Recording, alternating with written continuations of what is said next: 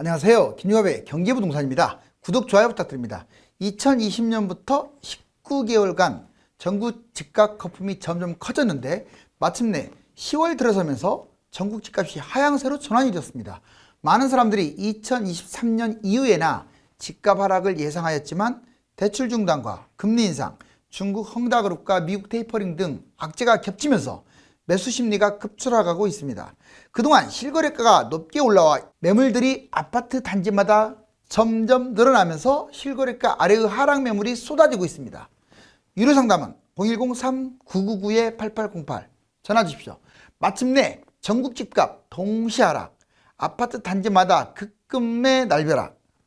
지금 돈을 빨아들이고 있는 블랙홀 같은 아파트입니다. 그런데 이제는 반대 상황이 됐죠. 이제 이 돈 때문에 아파트가 빨려 들어오게 생겼어요. 하락장 급매물 쏟아지는 이유가 뭐냐? 세 가지가 있습니다. 만약에 이제 10월, 올 겨울에 만약 당장 빠지더라도 이런 문제가 터질 거예요. 보세요. 하락장 급매물이 쏟아지는 이유는 일단 엄청난 시세 차익을 거뒀다는 거예요. 서울 아파트가 4억 했던 게 평균이 10억 했다면, 또 경기도도 뭐 더블 이상, 지방도 더블 이상 이렇게 먹었다면 배가 불렀을 거 아니에요. 그러니까 조금 빠졌을 때 던져버리려고 하는 욕구가 커진다 이거죠. 엄청난 시세 차익. 1주택 폭등 차익으로 1주택자들도 던질 수 있어요. 대세 하락 전에 아예 하락하면 반토막 나니까 급매로 매도하겠다. 특히 이런 경험을 한 사람들이 아주 많거든요. 두 번째, 영끌, 갭 투자. 무리해서 투자한 사람들이 매물이 쏟아질 수 있어요. 어차피 뭐 올라가지는 못하고 본전치기나 약간 손해보고 팔아버리겠다. 괜히 하락해가지고 나중에 팔지도 못하고 거지되면 안 된다. 무리한 투자로 집값이 내려가게 되면 문제가 되니까 그러한 부담으로 미리 하락 전에 팔려고 하는 매물이 쏟아지는 거예요. 이건 주식에서도 똑같죠. 자, 다주택자와 임대주택 사업자 그동안에 꿈쩍도 안 했죠. 근데 막상 집값이 떨어지면요, 차익이 적은 매물부터 막 매도합니다. 여러 채 폭락 부담이 있기 때문에, 왜냐면 여러 채이기 때문에 하나가 1억씩만 빠져도 5채면 5억이 빠지고, 하나가 3억 빠지면 5채면 15억이 빠져요. 실제로 임대주택 사업자들은 보통 아무 때나 던져도 되기 때문에 굳이 말소 때까지 끌고 갈 이유도 없어요. 세금도 없는데. 자, 이제 2015년 이후에 7년간 서울 아파트 거래량을 봤더니 정말로 가관입니다. 자, 2015년에 무려 12만 건이나 됐어요. 정말 많았죠. 자, 그러던 게 지금 쭉 내려가는 거 보세요. 자, 참고적으로 전국 아파트입니다. 자, 2015년에 12만, 2016년 11만, 2017년에 10만, 2018년 8만, 2019년 6만, 2010년 6만, 2011년 6월 달까지 2만 5천. 벌써 2020년보다는 매물이 좀 더 줄어들 것으로 보여지네요. 자, 이게 사선으로 가면 갈수록 지금 집값은 뛰었는데 거래량은 줄고 있다. 이거는 여러 가지 정치적 또는 제도적 문제점 때문에 이런 현상이 벌어졌어요. 원래는 이렇게 내려오면 집값은 떨어져야 정상인데. 자, 이제 2014년 이후에 집값 상승 순서 다음에도 똑같이 이거 꼭 중요해요. 왜냐면 이제 여러분들이 어느 지금 집인가를 다 갖고 있을 거 아니에요. 그냥 뭐 실거주로 끌고 가는 사람은 뭐 괜찮습니다. 그런데 돈으로부터 자유로운 사람이 있을까요? 자, 직장 다니는 것도 다 돈 벌려고 하는 건데 재테크에서 손실 봐버려 가지고 좋을 사람이 아무도 없어요. 그래서 이걸 꼭 봐야 돼요. 자, 보면 2014년 이때 상승장 초입에 강남 재건 주식이 가장 먼저 뛰었고, 2015년 움직이지도 않던 강남 3구의 그 아파트들하고 서울 재건축 일부가 또 약간씩 움직이기 시작했죠. 그러면서 2016년에 서울 재개발 뉴타운이라고 하죠. 그리고 2기 신도시가 본격적으로 막 날아가기 시작합니다. 그러면서 2017년 이제 문재인 정부 들어와서 한강변, 과천, 분당 그동안에 뛰지 않았던 곳들이 서서히 꿈틀거리기 시작해요. 지금 여기서 보면은 점점 좋은 곳에서 안 좋은 곳으로 가고 있죠. 그 다음에 2018년 이제 서울 상대적으로 덜 뛰었던 중심부, 광명, 평촌, 자, 경기도의 핵심 지역들이 뛰고 있습니다. 자, 2019년 오면서는 서울 외곽까지 완전 불장이 시작되기 시작했고, 성남, 용인, 특히 경기도에서 좀 좋은 곳들이 먼저 뛰기 시작하죠. 그리고 2020년 자, 서울 전체가 다 뛰었고요. 수도권 외곽 까지도 불장이 됐습니다. 그런데 더 재밌는 것은 2021년 상반기가 제일 많이 뛰었다는 거예요. 자, 서울 전체, 수도권 전체가 완전 난리가 났죠. 이건 지방도 마찬가지입니다. 광역시, 심지어는 군소 단위까지, 지방 10뿐만 아니라 군 단위까지 다 뛰어버린 거예요. 자, 그러면 이렇게 이 순서에 의해서 집값이 뛰었는데, 지금 문제를 제가 삼고자 하는 것은 이 빨간 박스, 이거 잘 보세요. 특히 여기 두 군데예요. 이렇게 2020년 이후 뛴 곳들은 아주 안 좋은 곳이고 2021년에 뛴 곳들은 더 안 좋은 곳입니다. 자, 지금 이대로 뛴 거 맞아요. 물론 2014년에 이것만 뛴 게 아니라 강남제구축은 계속 뛰었다는 뜻이에요. 이렇게 얘들은 여기서부터 이렇게 뛰었다는 뜻이고, 자, 그런데 얘들은 뒤늦게 뛴 대신에 더 많이 뛰어버린 거죠, 한 번에. 자, 그러면 제가 무슨 말 하려고 하냐면, 자, 문재인 정부가 만약 2019년이나 2020년 초에 집값을 잡았더라면 이곳은 망하는 거죠. 서울 이제 전체적으로 더 뛴 것이 좀 덜 뛰었겠고, 수도권 외곽 지역은 망했다고 보는 거고, 그 다음에 2021년에 더 뛰었던 또 서울 외곽이나 수도권 전체 지역이 좀 외곽 지역이 망했다는 뜻이에요. 즉, 늦게 뛴 곳들, 좀 입지가 안 좋은 곳들, 또는 나홀로 아파트라든가 또는 아파트가 아닌 것들이 다 뛰었잖아, 이때. 하도 많이 뛰니까.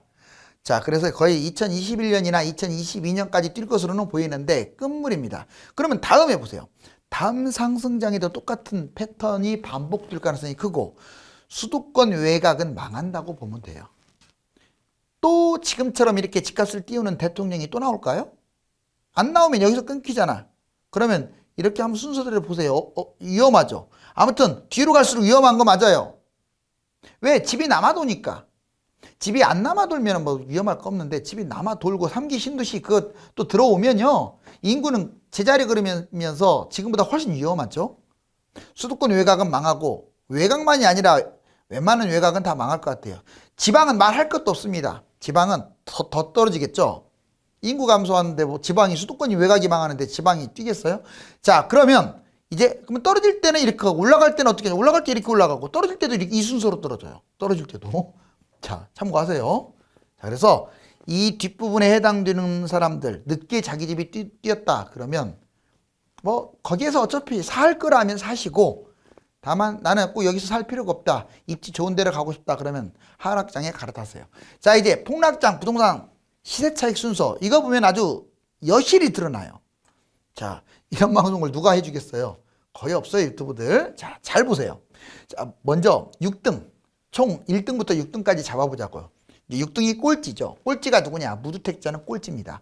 저는 집을 못 잡게 하는 사람이 아니에요. 폭락론자도 아니에요. 자, 물론 요즘은 많이 뛰었기 때문에 조심하라고 제목을 지금 하락 쪽으로 계속 하고는 있지만, 그래도 결국은 언젠가는 내 집을 마련해야지 자꾸 전세나 살고 월세나 살면 영원히 가난해진단 말이에요. 자, 여기 보세요. 무주택자, 자, 임대 하게 되면 차익이 없어. 이 사람 아예 그냥 꼴찌야. 그래서 자, 이제 비아파트, 아파트 아닌 거, 뭐 오피스텔, 빌라, 뭐 마탁, 뭐 많죠. 평균적으로 3억이 4억, 1억이라도 뛰었습니다. 없는 사람보다는 훨씬 더 불로소득이 생긴 거죠. 자, 그 다음에 이제 지방 집을 갖고 있는 사람, 물론 지방도 워낙 크니까 다 다르지만 평균적으로 3억이 5억. 자, 4등을 했네요. 그래도 2억 줬으니까. 자, 그 다음에 여기 보세요. 자, 경기 인천으로 갈수록 무섭습니다. 이제 지금 같은 3억이었는데도 불구하고 6억으로 뛰었어요. 자, 3억이 상승했어요. 즉 지방보다는 경기도 인천이 더 뛰었다는 얘기죠. 자, 이번에 서울 한번 보실래요? 서울은 아주 기겁합니다. 2013년에 평균 4억이었던 게 10억으로 무려 6억. 경기도에 더블 이상 뛰었어요. 정말 많이 뛰죠. 그러니까 노원구 그런 거 2억밖에 안 했던 거, 자, 강서구 가양동 이런 거 2억밖에 안 했던 것들이 지금 9억 10억 하고 있어요. 자, 여기 강남 보세요. 이제 그럼 1등이 누구냐? 강남입니다. 서울 4억, 8억, 그래서 4억밖에 차이 안 났는데 집이 30억으로 뛰어버렸어요. 자, 그럼 여기 22억이나 먹었네요. 여기보다 훨씬 많이 뛰었잖아요. 여기는 6억 올라갈 때 여기는 22억. 제가 드리고 싶은 말씀은 이거예요. 하락장은 가격이 붙기 때문에, 자, 이처럼 1등부터 6등까지 쭉 있는데 이거는 앞으로도 그대로 반복될 가능성이 커요. 명심하세요. 그래서 입지가 또는 아파트가 하나라도 좋은 곳으로 갈아탈 생각을 하시고, 지금은 위험합니다. 왜? 지금은 좋은 곳이 더 폭락을 먼저 하니까. 제가 말하는 것은 하락장이 됐을 때를 말하는 거예요. 자, 이제 보유자산이 부동산, 주식, 현금 등이 있잖아요. 자, 그런데 어떻게 하면 재테크를 하느냐? 부동산. 먼저 부동산 하락 또는 금융위기 때 얼마까지 빠질까요? 금융위기가 터지거나 하락을 하면 아파트마다 다르겠죠. 덜 빠지는 건 20%, 많이 빠지면 60%까지 폭락을 한다고 보면 돼요. 보통 지금 서울이라든가 서울 대부분, 경기도의 상당수, 지방에 아예 많이 뛴 곳들, 이런 것들은 무조건 반토막으로 스타트를 끊으면 돼요. 싼 것들이거나 조금 뛴 것들은 별로 안 떨어져요. 자, 그 다음에 황금성이 떨어져서 안 팔립니다. 그러니까 부동산은 주식에 비해서 아무 때나 팔 수 있는 게 아니에요. 잘 안 팔려요. 세대수가 많은 것도 안 팔려요. 하락장에는. 꼭 기억을 하세요. 그 다음에 다주택자, 갭투자는 폭망할 수 있습니다. 지금은 돈을 많이 벌었을지 몰라도 반토막 나기 때문에 집을 여러 채 갖고 있잖아요. 차라리 돈을 번 상태에서 일면 괜찮은데 늦게 잡아가지고 자기가 잡았던 거 여러 채보다도 오히려 손해를 보면 이건 볼 것도 없이 경매당해요. 자, 그다음에 부동산 폭락장 물려가지고 기회를 상실한다. 즉 무슨 말이냐? 부동산은 내가 무리하게 갖고 있다. 그럼 하락장에 팔지도 못해요. 이거 팔고 어디로 가겠어요? 내가 물려있는데. 자, 대출이 왕창 있고 갭 투자했는데 지금 본전치기도 못하게 생겼는데 그래서 기회를 잃는다. 즉 뭐 그냥 M1 집을 팔 필요는 없고 너무 지나치게 무리하게 갭 투자를 했거나 아니면 영끌을 했거나 또는 비싼 아파트, 분수에 걸맞지 않는 비싼 아파트를 갖고 있으면 좀 고점에 매도하는 것도 생각을 해라. 자, 이제 주식입니다. 금융위기 50에서 75%까지 대폭락.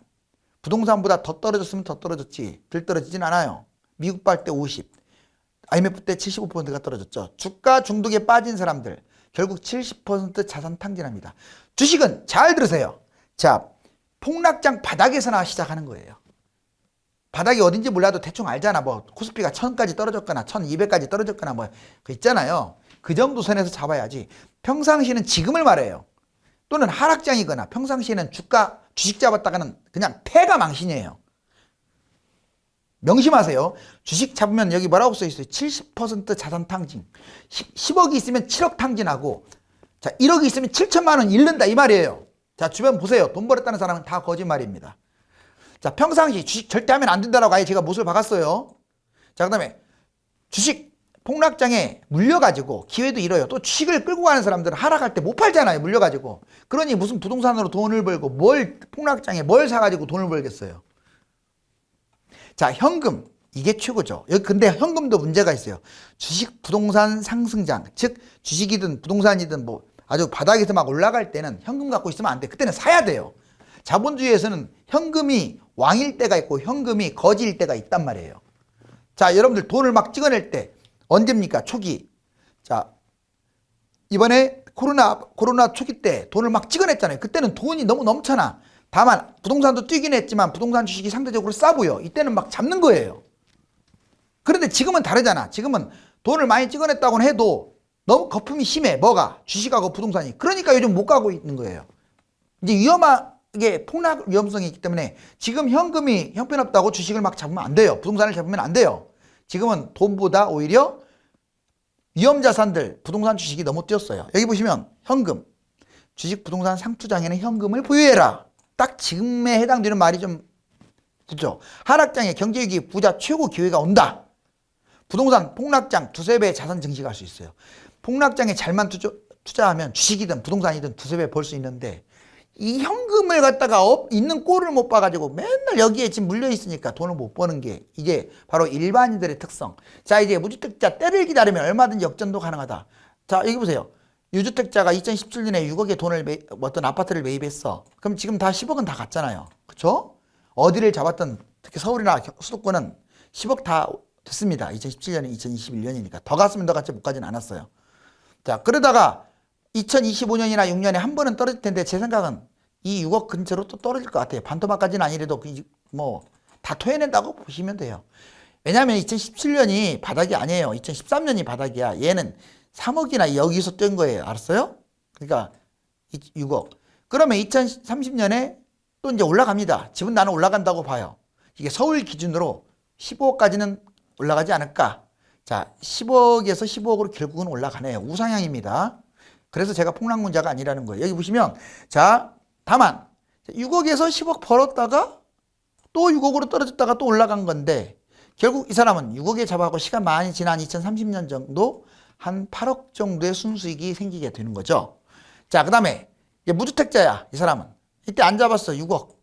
뭐 이 사람 10억 벌 때 그대로 6억이야. 근데 결국 떨어지니까 그대로 6억이야. 근데 6억 바닥에서 매입을 했어. 자, 내 빨간색 있잖아요. 매입했다고. 이 사람은 이때 매입했고. 결국은 매입 가격이 똑같네요.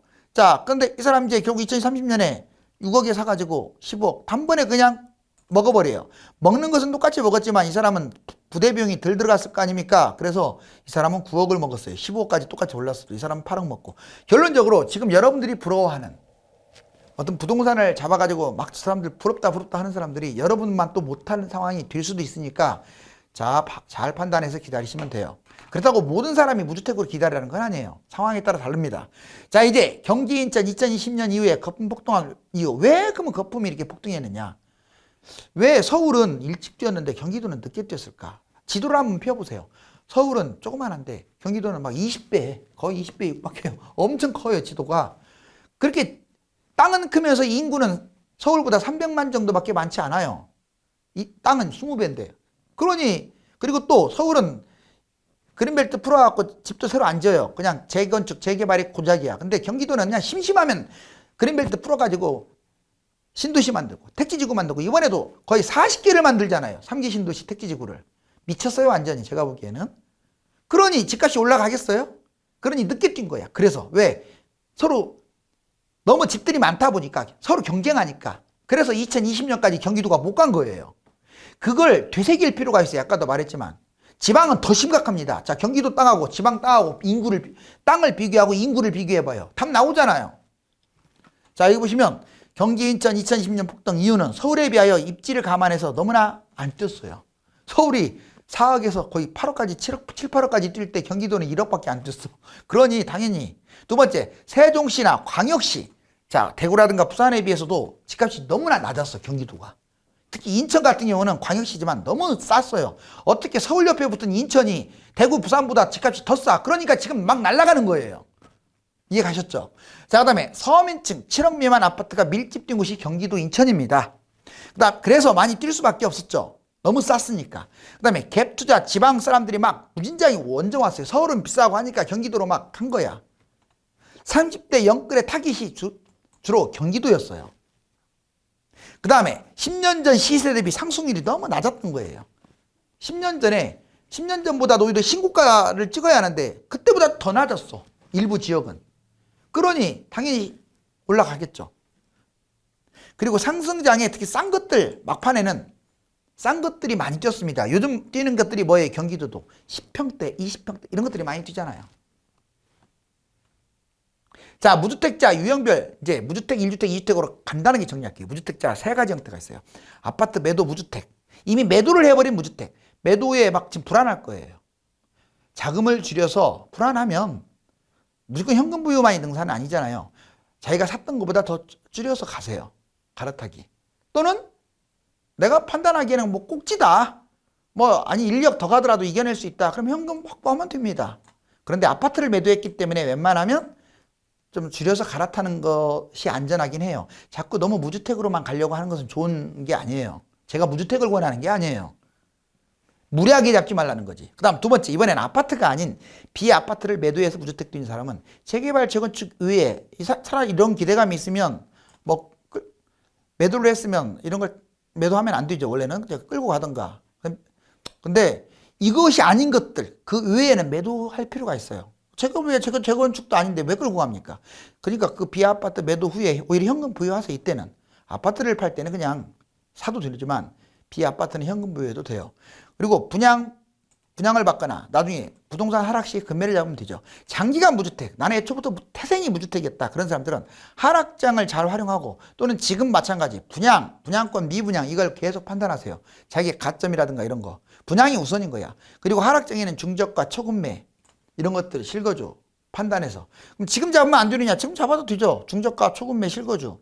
물론 하락장이 더 좋긴 하지만 자기가 돈이 있다면 굳이 계속 폭락장만 기다리지 마시라고요. 자, 이제 1주택자, 아파트 보유 1주택, 비아파트를 보유한 1주택, 2주택자인데 하나의 주택을 매도한 사람, 이 세 가지로 나눌 수 있는데 먼저 아파트 보유 1주택, 외곽 나홀로 아파트 1층 이런 것은 좀 별로 안 좋은 상황이잖아요. 당장 매도하라고는 안 할게요. 고점에 매도하세요. 보통 아파트 1주택 보유가 원칙입니다. 지금 이런 상황에서 막 2주택 끌고 가봤자 좋지 않아요. 자, 빚이 많으면, 그러니까 뭔 말이냐면 보통 지금 1주택 갖고 있으면 억지로 팔 필요는 없어요. 그냥 끌고 가도 돼. 바닥 가면 어때요? 더 많이 떨어진 걸로 갈아타면 되잖아요. 근데 나는 그냥 꼭지에서 팔고 싶다. 그럼 본인이 알아서 파세요. 생 아파트를 제가 팔려고 하는 게 아니에요. 안 좋은 것들을 팔려고 하는 거지. 자, B아파트 보유 1주택 재개발 재건축 이외에는 매도하라고 제가 얘기했죠. 자, B아파트 즉 요즘 막 막연한 빌라 같은 거 뛴다고 해서 잡으면 안 돼요. 그런 거. 자, 차라리 매도한 다음에 현금 부여하세요. 지속적으로 하락 시에 폭락장에 이제 아파트를 매수하면 돼요. 매도를 안 하게 되면 이걸 갖고 가기 때문에 아파트를 못 잡아요. 하락장에. 그래서 팔라고 하는 거예요. 또 거래도 안 되니까. 제 말 이해 갔죠? B아파트 말하는 거죠. 2주택 1주택 매도자. 똘똘한 하나는 부여하고 덜 똑똑한 것은 아예 팔아버리세요. 그럼 하나 팔았으니까 하나만 있잖아. 그래서 폭락장에 매수하시고 폭락 시 일시적 2주택을 꼭 활용하세요. 내가 집 하나 있다고 아무 생각 없으면 안 돼요. 반드시 하락장이면 3기 신도시가 미분양 날 수도 있고 분양권 나올 수도 있어요. 급매, 분양권, 미분양 중에서 고르라고요. 자,